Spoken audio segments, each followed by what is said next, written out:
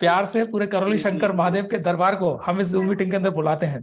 तो सब लोग उठ के बैठ जाइएगा और जो वीडियो ऑन कर सकते हैं वीडियो ऑन करके बैठिए और हाथ जोड़ के प्रार्थना करिए कि हे करौली शंकर महादेव, आप संपूर्ण दरबार सहित इस जूम मीटिंग के अंदर रहे। माँ बाबा से प्रार्थना करिए कि पूरा दरबार इस जूम मीटिंग के अंदर रहे। ऐसे ही प्रेम से हम सभी मिलकर दरबार का गुणगान करते रहे और हम सभी की जिंदगी में सुख, शांति, समृद्धि और जो भी हम चाहते हैं वो सारी चीजें हमें मिलती रहे। अटकाव या हम यूं कहें भटकाव बहुत सारे लोगों की जिंदगी में आ जाते हैं। तो ऐसे अटकाव और भटकाव से बचने के लिए हमें ऐसे अनुभवी गुरु भाइयों का अनुभव सुनना चाहिए, बहनों का अनुभव सुनना चाहिए, क्योंकि इनके अनुभव के अंदर इनके एक जो दर्द है, जो कष्ट है, वो कष्टों की कहानी तो होती ही होती है, लेकिन अंदर अब जो चैन है, जो सुकून है माँ बाबा की कृपा से, उसकी जो अनुभूति है उसको तो शब्दों में बयां किया ही नहीं जा सकता। तो चलिए हम सब मिलकर बड़े प्यार से बुलाते हैं अमित भाई को और अमित भाई का अनुभव हम जानेंगे। सभी लोग हरिहर बोल के अमित भाई का स्वागत कर सकते हैं। से कोई गलती हो तो पहले हाथ जोड़कर प्रणाम है, स्वीकार करें और क्षमा करें। मैं भी आप सब जैसा छोटा ही हूँ, अभी शिष्य हूँ, कक्षा का 1-2 का शिष्य हूँ, बाबा की कृपा से वो भी। ये तो मेरी तो औकात नहीं है कि मैं श्वास भी ले सकूं अपने से। ये तो अनुभव सबको लगभग है ही, इससे कोई छूटा नहीं है। और रही बात, कष्ट तो बहुत सारे थे, कष्ट तो ऐसे ऐसे थे क्या कहें। अब उनका बखान करना तो ना ही ठीक है, लेकिन ये समझ लीजिए जो बैठा हूँ, समझ लीजिए पुनर्जन्म है, माँ बाबा ने हमको दिया है। इसके पहले तो हालात ऐसे थे, जैसे गाड़ी चला रहे तो बगल से अगर ट्रक घुस रहा है तो होता कि चल रहा है तो होता कि इसमें घुस जाए, बस घुस जाए, देखते हैं क्या होता है। ऐसे ऐसे घटनाएं हुई हैं। एक्सीडेंट तो समझ लीजिए जैसे रोज का रोजमर्रा का, समझ लीजिए कि हमारा एक्सीडेंट का पुराना याराना था, ऐसा था पहले। और दरबार से जुड़ने के बाद काफी चीजें बदली हैं और स्वयं हम भी बदल गए हैं। जो वही अमित था जो पहले 2019 के पहले बात करने से कोई डरता था कि भाई बात करेंगे तो लड़ाई हो जाएगी, मारपीट हो जाएगी। और 2019 के बाद, 2019 नहीं कह सकते, 2020 के बाद लगभग 19 से तो दरबार में जुड़े हैं, प्रक्रिया चल रही थी उस समय। उस समय तो प्रक्रियाएं ऐसी थी हम सब तो रोज हवन कर नहीं सकते थे। हमको तो बैंडिटी बहुत हर जगह थी। शुरुआत थी, हम लोग परीक्षण दे रहे थे, अपना धैर्य का परीक्षण माँ बाबा ले रहे थे। तो 2020 के बाद सारी चीजें बदलाव आई हैं, कोरोना आई है। कोरोना आने के बाद से इतना आत्मविश्वास बढ़ गया है। बाबा ने, गुरुदेव ने कहा था कि दरबार के भक्तों को कोरोना नहीं होगा, तो वहीं से इतनी आत्मविश्वास बढ़ गया, समझ लीजिए जिंदगी बदल गई, जीवन बदल गया। और परेशानियां, दिक्कतें तो खैर परिवार में बहुत सारे रही थी। और मेरी स्वयं की बेटी 2020 में जिसका जन्म हुआ था, तो पैदा होते ही वेंटिलेटर आईसीयू में चली गई। तो बाद में डॉक्टरों ने तो जवाब दे दिया, डॉक्टर ने यहाँ तक कर दिया कि 95% बचने का चांसेस नहीं है, 5% कोशिश कर सकते हैं।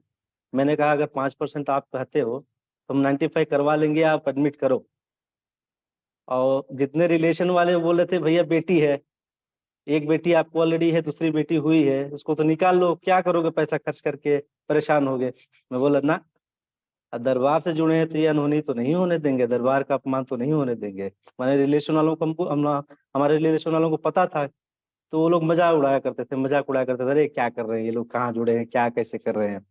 तो मुझे तो श्रद्धा थी भाई, तो मैंने कहा ना दरबार से जुड़े हैं, दरबार का अपमान नहीं होने देंगे, कैसे नहीं बचेगी ये।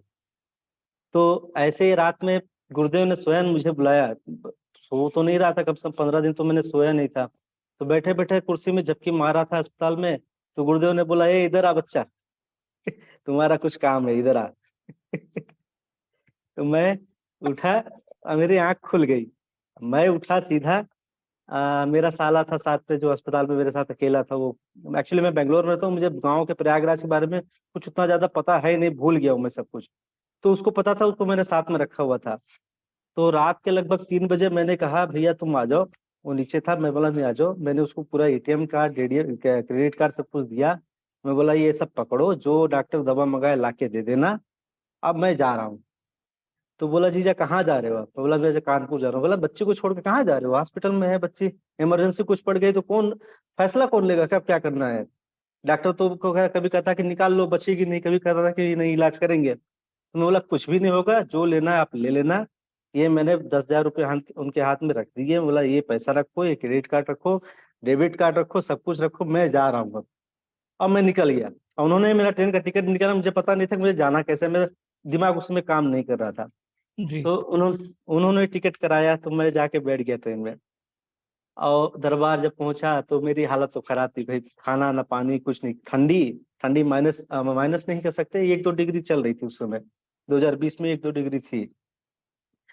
तो दरबार पहुंचा तो ये एक सेवक थे, पंजाबी थे सेवक, अभी भी सेवा दे रहे हैं।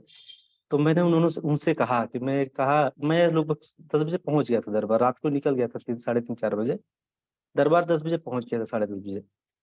तो मैंने उनसे प्रार्थना की, मैंने कहा गुरुदेव से मिलना, उस समय गुरुदेव को से मिलने का टोकन नहीं लगता था, तो हम गए थे तो टोकन नहीं लगता था, तो गुरुदेव इमरजेंसी में मिल लेते थे। तो उन्होंने कहा कोई नहीं, आप बैठ के प्रार्थना करिए यहाँ दरबार में, गुरुदेव जैसे आएंगे आपसे पहली मुलाकात करा दिया जाएगा। और जैसे गुरुदेव 5 बजे शाम को आए, तो गुरुदेव ने स्वयं बुलाया, बच्चा तुम इधर आओ, बेटा तुम इधर आओ। मैं गया, गुरुदेव का हाथ जोड़ के, बड़े गुरुदेव ऐसी ऐसी बात, बोला पता है, सब पता है, बैठ जाओ। तो उन्होंने मेरी यहाँ छड़ी लगाई, और मैं आंख तो बंद करवाया होता है, यहाँ छड़ी लगाई, उसके बाद उन्होंने जो करना था करा। बोले बेटा जाओ, सबसे पहले जाओ बच्चे को देखो, फिर आना दरबार। और मैं निकला मुश्किल से रामा देवी चौराहा क्रॉस करके फतेहपुर वाले रास्ते में 10-15 किलोमीटर पहुंचाऊंगा, तो मेरे साले का फोन है। जो डॉक्टर बोल रहे थे कि एक दिन पहले शाम को ही 7 बजे बोले थे कि 95% चांसेस नहीं है बचने का। तो जी जैसे मैं वहां पहुंचा तो साले का फोन है, बोले कहाँ हो जीजा, बोला रास्ते में हूँ, आ रहा हूँ। बोला क्या हुआ, डॉक्टर आए थे, चेकअप किए, क्या हुआ? क्योंकि शाम को 5 बजे गुरुदेव बैठे थे, 7 बजे डॉक्टर आते हैं, तो मुश्किल से मुझे 7:30 बजे होंगे। तो तभी उन्होंने फोन किया, बोले हाँ डॉक्टर आए थे, चेक किए, अब बोल रहे हैं कल वेंटिलेटर से निकाल देंगे। मैं बोला क्यों, क्या हुआ? मैं हंसा बड़ी तेज। बोला क्यों, क्या हुआ? तो कहने लगे नहीं, डॉक्टर बोल रहे हैं सब कुछ सही है, और सांस भी आने लग गया है, धड़कन भी चल रही है, अब इसको निकाल देंगे।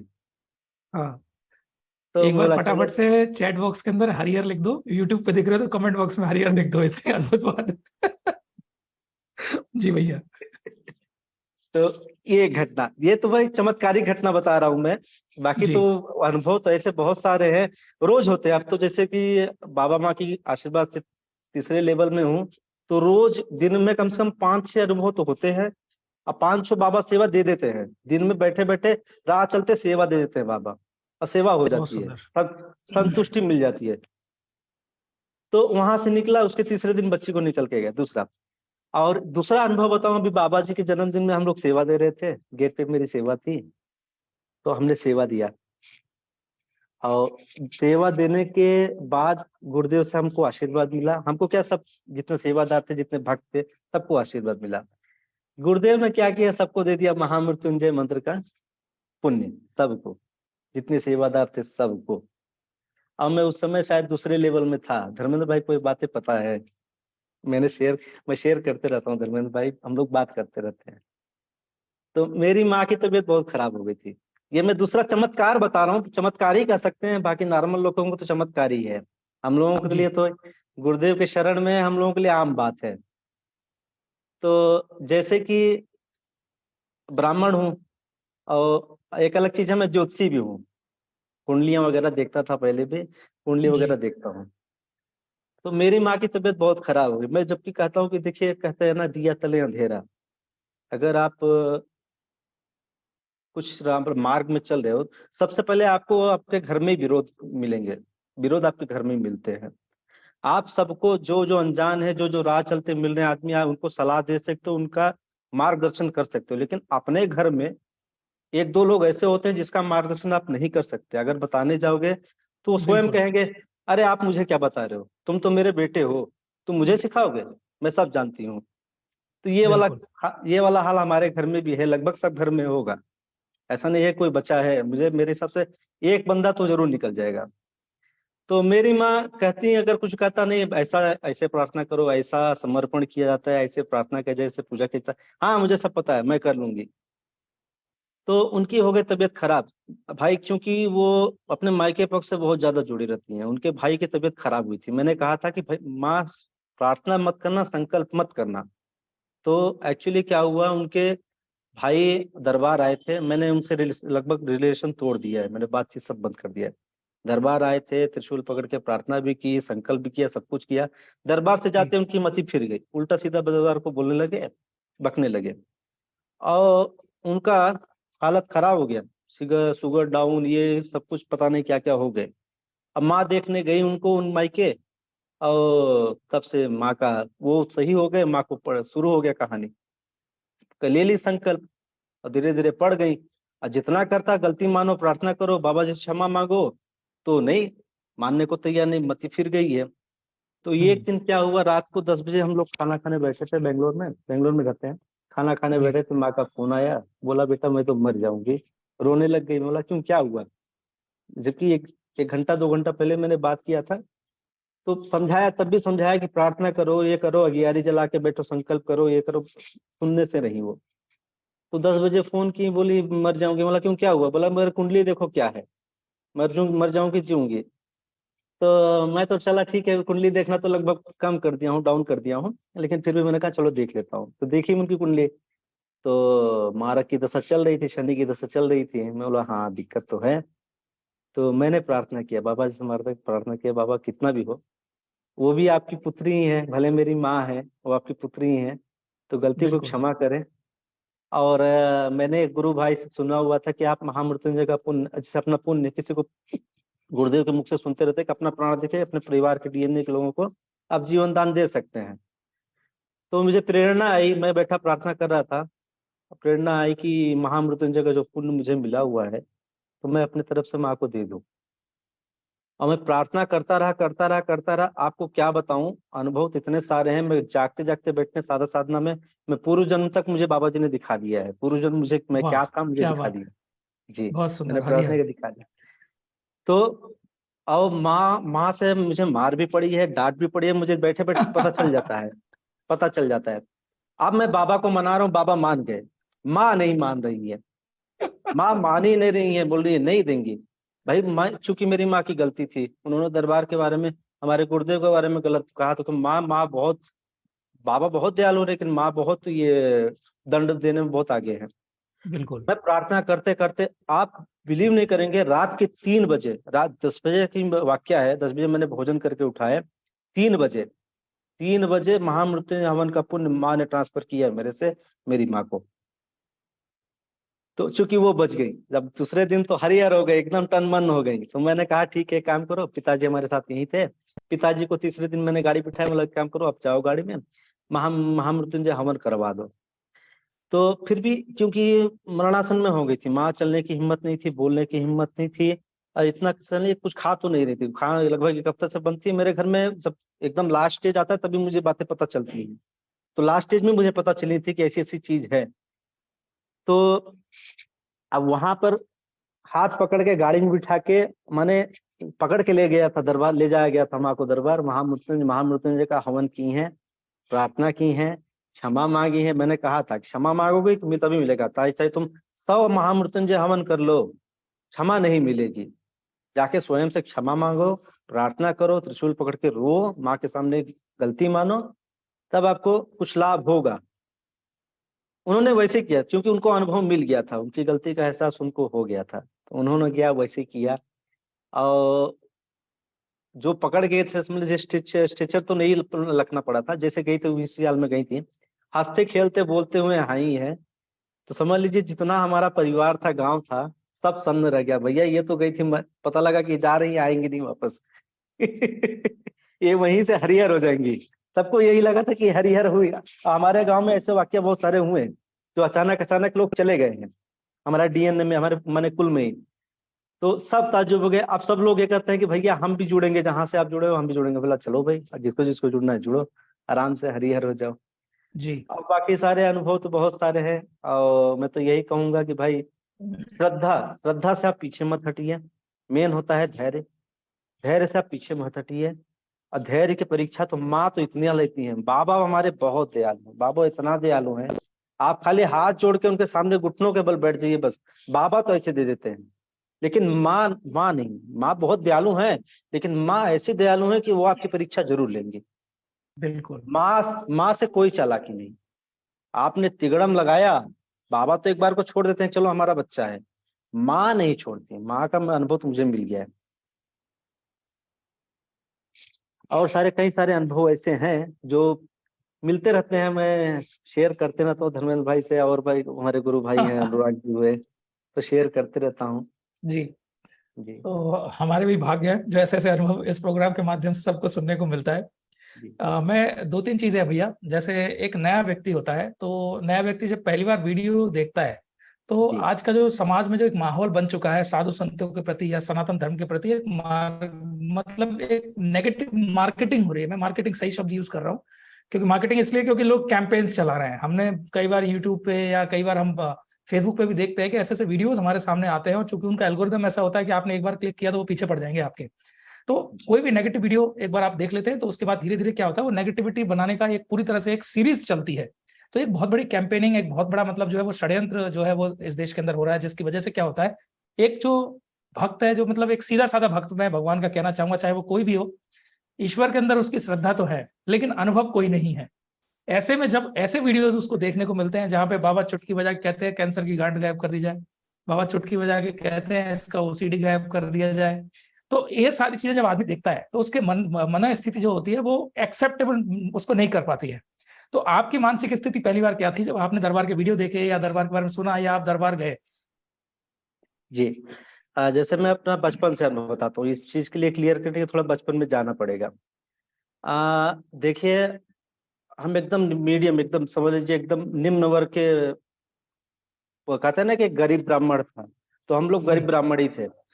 तो दुख तो बहुत है, अनुभव तो बहुत सारे, हमारे पारिवारिक जीवन के दुख यातनाएं सब अनुभवित है। जी। तो एक हमारे प्रयाग में मुझे क्या लगता है, एक मेला लगता है, माघ मेला। तो मैं भक्ति में भाव, शुरू से भक्ति में, बजरंगबली का मैं समझ लीजिए एकदम परम भक्त था। निर्जली जी। व्रत रहना, सुंदरकांड करना, हनुमान चालीसा करना, ये सब माने शिव पुराण पढ़ना, भागवत, मैंने बचपन में ये सब पढ़ लिए थे। तो भक्त तो बहुत क्रम करता। माघ मेला में नागा साधु निकलते हैं, हमारे नाना वहाँ कल्पवास कर रहे थे। तो अच्छा। मैं गया हुआ था, मामा अपने मामा माँ पापा के साथ गया था, मम्मी पापा के साथ गया था। तो वहाँ एक नागा साधु पकड़े हमको, बोले बच्चा यहाँ क्या कर रहे हो, चलो हमारे साथ। मैं डर गया 10-12 साल का रहा था, ज्यादा उम्र नहीं थी, मैं डर गया। बोला बच्चा तुम्हारा काम यहाँ नहीं है, चलो हमारे साथ। मैं भाग के तुरंत आ गया, बोला नहीं नहीं नहीं नहीं, अब घर छोड़ के नहीं जाना है तो समझ लीजिए ऐसा था।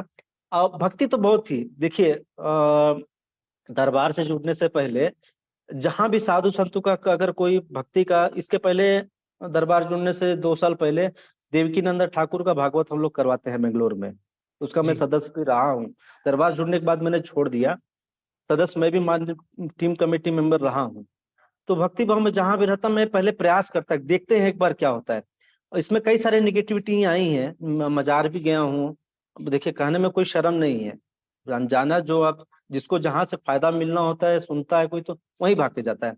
मजार भी गया हूँ, दरगाह भी गया हूँ, यहाँ तक कि मैं अजमेर शरीफ जाने का भी प्लान बना लिया था कि एक बार जाके आते हैं, देखते हैं क्या होता है। मैंने, मेरा आदत है कि चल के देखते हैं क्या होता है उधर, पहले देखेंगे समझेंगे, अगर समझ में आता है तो वाह। ठीक, नहीं तो हरिहर। बिल्कुल।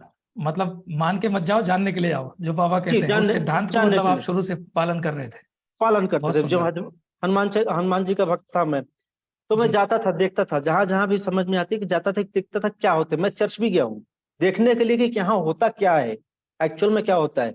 कई लोग मुझे, या बेंगलोर में बहुत सारे मिशनरी चल रही हैं जो कन्वर्ट करते हैं, कई सारे लोग मुझे आए कन्वर्ट करने के लिए, मैंने उसको डांट के उसी समय भगा दिया था। भैया मैं ब्राह्मण हूँ, भगवान ने मुझे इस माने कुल में पैदा किया है, तो उनका कुछ उद्देश्य है, मैं क्यों कन्वर्ट हूँ, अपने से क्यों नियम को भंग करूं। तो मैंने उनको वाह। मना कर दिया था। और जब एक्चुअली माही जी का समय, माही भी दरबार गई नहीं थी, तो मैं, जिसे हुआ कोई प्रवचन हो रहा है, कोई भागवत हो रहा है, कुछ कुछ हो रहा है, मेरा आदत था मोबाइल मैंने खोला, सबसे पहले वही देखता हूँ कि भाई और क्या चल रहा है, न्यूज समाचार ये सब इंटरेस्ट नहीं है मुझे। तो एक बार क्या हुआ, माही का आया मुझे, पहले तो माही का वीडियो आया। तो माही गई नहीं थी दरबार, तो हाँ सॉरी, माही से पहले मनु का वीडियो आया, मनु दिल्ली वाले वो सुने होंगे। उसके बाद देखिए बनारस में नींबू वाले बाबा का ये आया, वीडियो आया। तो उसके बाद माही का वीडियो आया। माही ऐसे बता रही थी पूर्वज मुक्ति धाम ये है वो है। तो मैंने क्या किया, ठीक है तो माही का कंटिन्यू अपना देखने शुरू कर दिया। तो देखते देखते दरबार का एक वीडियो आ गया। दरबार का वीडियो कहाँ से आया, गुरुदेव उस समय खड़े होके, चिकित्सा दरबार बना नहीं था पूरी तरह से, तो खड़े होके किसी का चिकित्सा कर रहे थे, वो छड़ी घुमा के चिकित्सा कर रहे थे। तो एक आदमी चलता फिरता आ गया था। तो गुरुदेव का चेहरा मैंने जैसे मैंने देखा, तो मैंने कहा बस इसके अलावा और कहीं नहीं जाना है। और बचपन से मुझे एक शौक थी कि मुझे एक गुरु चाहिए। गुरु कैसे मिलेगा, मेरे मन में चिंतन तो चलता रहता, गुरु चाहिए, एक गुरु तो चाहिए। तो कुछ नहीं तो मम्मी पापा को दीक्षा दिलवाना है, एक गुरु तो चाहिए। तो दीक्षा में तो जैसे गुरुदेव का चेहरा देखा, मैंने कहा बस यही यही है, अब जो हो सकता है यही हो सकता है। मैंने मन में भाव आया, मैंने नहीं कहा, मन में एक भाव आया कि बस यही एक स्थान है जहाँ कुछ मिल सकता है। तो मैंने कहा ठीक है, मैं तो यहीं रहता था। मैंने कहा ठीक है, माँ को फोन किया, मैंने कहा माँ ऐसे सा मैंने देखा है, एक बार चलते हैं। तो पहले विरोध हुआ घर में, परिवार में, मैंने पिताजी ने डांट दिया, बोला कि तुम्हारा काम यही है, तुम जब से तुम लगे रहते हो एक न एक यहाँ जाने में, नौटंकी करते रहते हो, तुमको चैन नहीं है। आए हो कमाने खाने, कमा खा नहीं रहे हो, खाली यही करते रहना, पैसा वेस्ट करते रहना। मैंने बोला ठीक है, आप जो कहना था कह लिए, मैं तो अब जाऊंगा। मैंने टिकट निकाली और पहुंच गया कानपुर, सीधा पहुंच गया। अब जब पहुंचा, पहुंचने के बाद तो भाई भले स्टार्टिंग था, भले वहाँ प्रक्रिया में कुछ बननी थी, लेकिन एक अंदर से अभाव आया कि बस यही जगह है, यहाँ से अब हमको हटना नहीं है। बिल्कुल।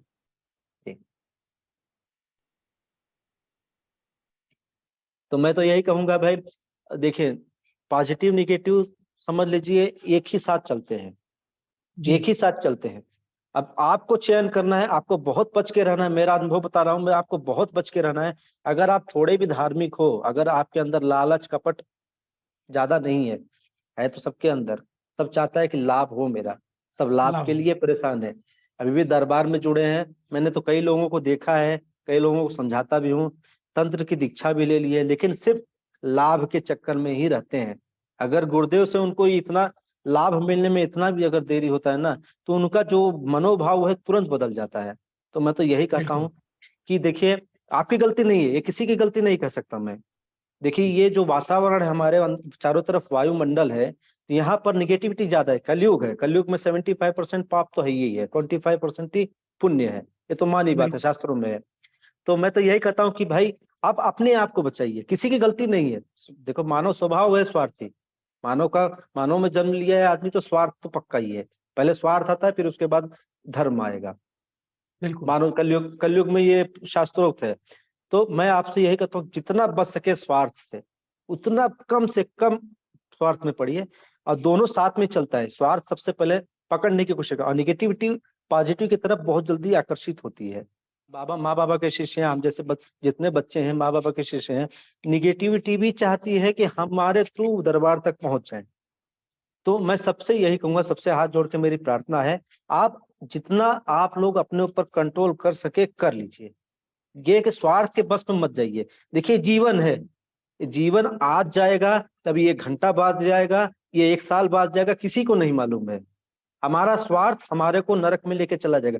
कहते हैं ना, गुरुदेव ने कह दिया कि हमने भैया आपको गंगा में स्नान करा के शुद्ध करके खड़ा कर दिया, अब आपकी आपकी जो है जिम्मेदारी है कि आप अपने आप को कैसे रखते हो। अब मैं तो यही बिल्कुल। कहूंगा, जितना बच सके निगेटिविटी से उतना बचें, और जितना अच्छा सोच सके उतना अच्छा। जितना आप अच्छा सोचेंगे, आपके लिए समझ छोड़ दीजिए, आपके लिए माँ बाबा बैठे हैं। माँ बाप का आपका एक बाल बाका नहीं हो देंगे। मैं छोटी वाक्य बताता हूँ, 2 दिन पहले मैं और धर्मेंद्र कल या परसों बात करके हंस रहे थे। मैं साधना में बैठा था, उसके 1 घंटे पहले मुझे यहाँ कट गया था, खून बंद नहीं होता, मैंने पट्टी बैंडेड लगा दी, नॉर्मल बात है, ये तो होते रहता है। बैंडेड लगा दी, जी। बैंड लगा के साधना में बैठ गया, साधना में बैठ गया, और जाप में बैठा हूँ आराम से। अब मुझे पता है हमारे घर में डिटॉल है नहीं, चूंकि अब मुझे डिटॉल की मेरी प्रक्रिया चल रही है, मैंने प्रार्थना भी नहीं किया, मैंने माँ हम्म। बाबा से कहा भी नहीं कि माँ बाबा मुझे लग गई है, अब मुझे डिटॉल हम्म। लग रहा है, हम्म। डिटॉल लग रही है। मैंने कहा धर्मेंद्र भाई अगर ऐसी सेवा करेंगे माँ बाबा तो मैं तो भाई मर जाऊंगा, मेरे बर्दाश्त करने की क्षमता नहीं है। माँ बाबा अगर इतना मेरा ध्यान रखेंगे मैं तो पागल हो जाऊंगा।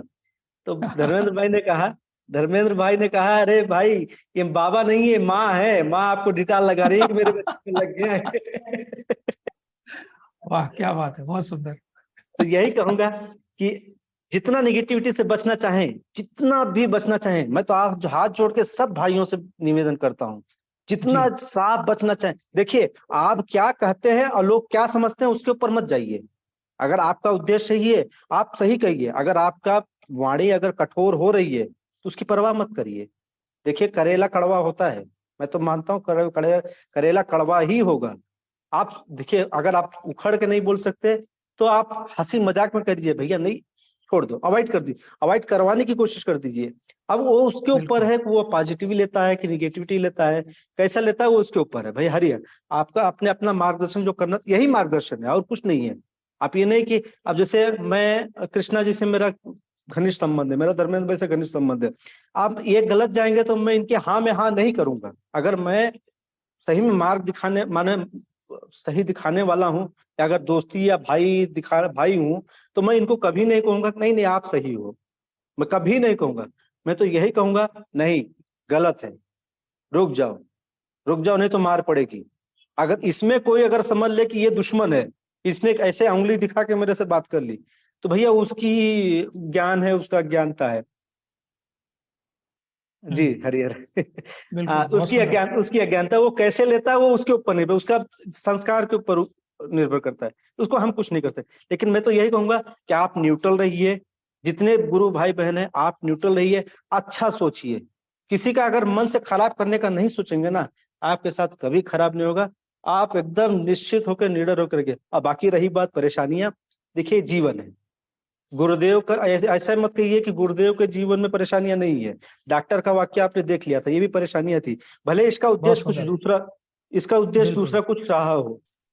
इसका उद्देश्य जो था हम लोगों को पता चल गया कि इससे दरबार के क्या कैसे क्या हुआ सबको। लेकिन गुरुदेव के ऊपर उस समय जो बीती है ना, गुरुदेव ही जान सकते हैं। बाकी हम लोग तो खाली मूक दर्शक थे। हम लोग जी, सिर्फ मूक दर्शक, हम लोग अपना अपना वीडियो में अपना अपना कमेंट जो कर रहे थे वो सब हम लोग मूक दर्शक थे। जो गुरुदेव के ऊपर बीती है वो वही जान सकते हैं। तो ये जीवन बिल्कुल। है, जीवन में संघर्ष आना स्वाभाविक है, उतार चढ़ाव आना स्वाभाविक है। देखिए, अगर आपको कुछ चाहिए तो माँ बाबा परीक्षा लेते हैं। माँ बाबा अगर परीक्षा नहीं लेंगे, नियति परीक्षा लेगी। अगर आपको पक्का होना है, तपना है, तो आपको जलना ही पड़ेगा। और आर्थिक समस्याएं कई लोगों के जीवन में आती हैं, आर्थिक तो आना ही आना है। देखिए, मैं आपको कहता हूं कि आप समझ लीजिए, जैसे भगवान कृष्ण ने जरासंध को एक बार में नहीं मारा, जो कि मारने में सक्षम थे, जरासंध को नहीं मारा। तो समझ लीजिए, मैं तो आपको एक हिंट दे रहा हूं कि माँ बाबा आपको एक परेशानी हमेशा देंगे। मैं अपना अनुभव बता रहा हूँ। अब भाई अलग अलग भाइयों का अलग अलग अनुभव होगा, मुझे नहीं पता है। मैं आपको एक बता रहा हूँ, आपको एक जरासंध तो माँ बाबा देंगे, तो वो क्या करेगा, सारी गंदगियों को इकट्ठा लाके माँ बाप के सामने रख देगा, ऐसा कि ये जरासंध, एक जरासंध 100 को लेकर आया, अब माँ बाबा 100 को मारेंगे। जब सब खत्म हो जाएगा आपके जीवन में, जितने आपके, समझ लीजिए गंदगी नहीं कर सकते, आपके पूर्ण जन्मों के कर्म कर सकते हैं, कि एक जरासंध आपके जीवन में बचा है जो आपको सबसे ज्यादा कष्ट दे रहा है। अगर आप सुखी हो जाएंगे तो माँ बाबा को भूल जाएंगे, तो स्वाभाविक है, मानव की प्रकृति है। अगर वो सुखी हो बिल्कुल। गया, उसको पेट भर भोजन मिल गया, वो किसी से वास्ता नहीं रखना चाहता। भगवान तो गए, भगवान तो बड़ी दूर की चीज है, वो तो दिखते भी नहीं। अगर